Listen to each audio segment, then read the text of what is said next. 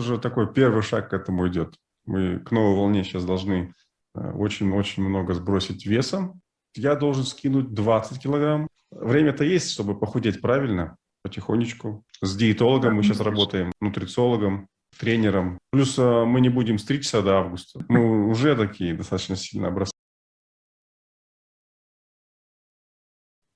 Нет, мне кажется, не то, что там, ну, мое личное мнение, не то, что легче, не то, что наоборот, там кто-то говорит, а вдруг он, типа, чтоб не сказали, что, типа, своим голос отдал, наоборот, уменьшит вам баллы. Мне кажется, это в любом случае приятно. Видеть коллегу, тем более земляка, у которого получилось доказать самому себе, что он может, и в целом мне лично самому будет приятно, он будет там сидеть. Вот я ожидаю вот такие чувства. Когда мы думали, ехать на новую волну или не ехать, просочилась информация, что будет Димаш в жюри. И мы сразу все, едем.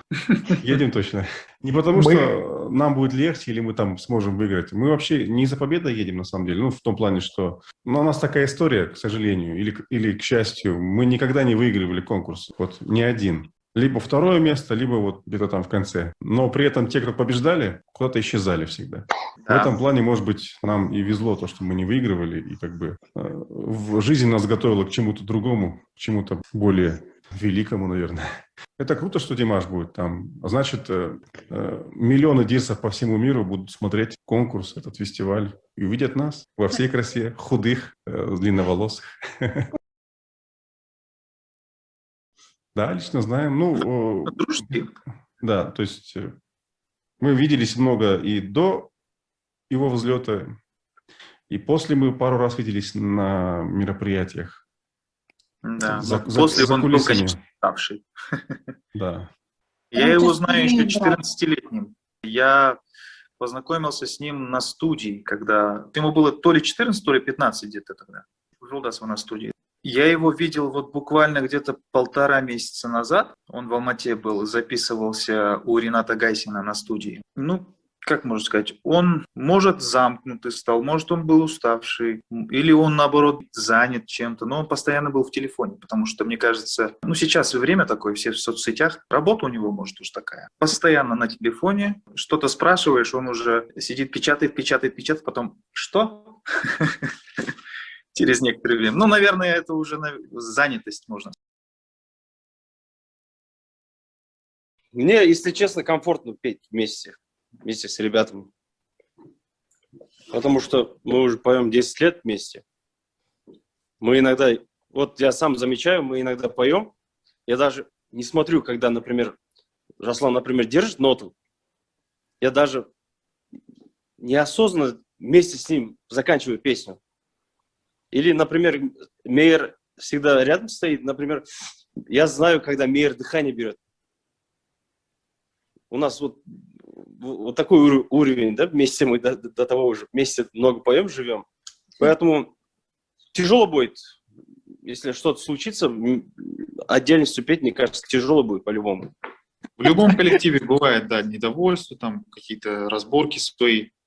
Мы же люди обычные, со своими там какими-то косяками, со своими грешками. И не обременены там контрактами никакими. Мы вместе, да. Чисто вот по-человечески. У нас нет контракта ни между собой, ни с продюсером. То есть просто вот так все по доброй воле.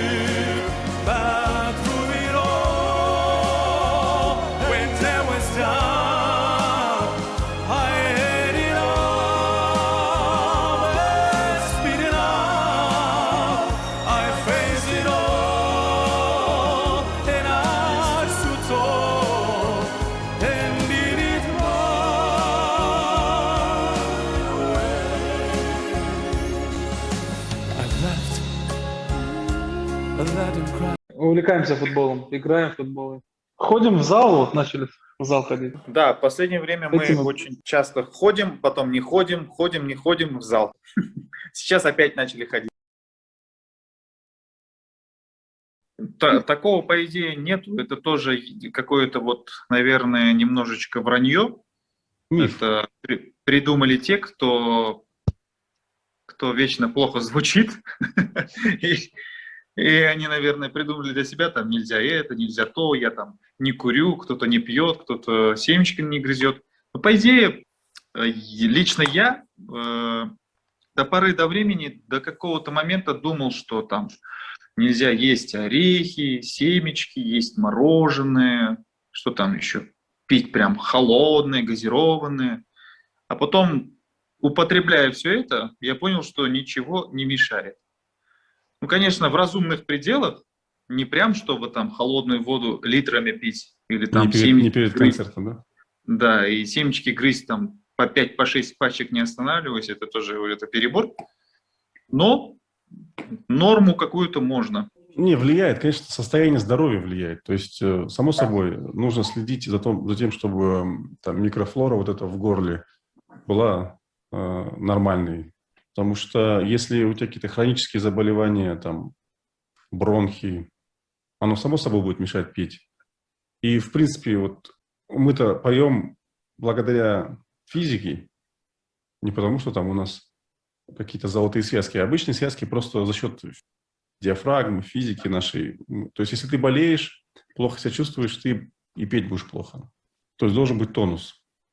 Вот. Но вот как Михан сказал, вот эти вот всякие упражнения, это когда там вот это все полная ерунда. То есть, оно, может, помогает там 2-3% к твоему состоянию голоса, но оно кардинально никак не может повлиять. И мы просто поем постоянно и поем всегда почти вживую, если это возможно.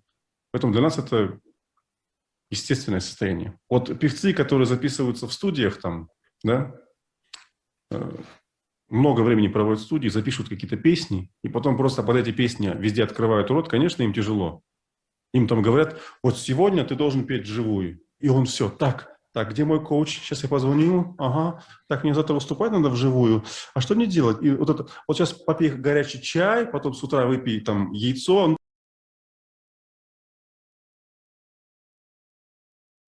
Ну, конечно же, позитивно. После большой такой паузы очень приятно, во-первых. Как бы оно ни было, там, с какими-то, может, непонятками, но очень приятно, и всегда мы ожидаем этого, чтобы таких новостей было побольше, потому что мне кажется, что все-таки музыка у нас неплохая, и поэтому вот это вот, то, что к нам уделяют внимание, оно очень приятно и всегда ожидаем. Всегда этого хочется, потому что все-таки мы люди творческие, а творческие люди любят внимание. Надо выступить сначала достойно, на новой волне. Вот тогда можно будет уже почувствовать вот всю мощь известности, если выступим достойно. 90% девочки, возраст 35-44. В основном интеллигентные люди со вкусом, образованные страны. Ну вот Казахстан, Россия, Киргизия, Украина и неожиданно Турция.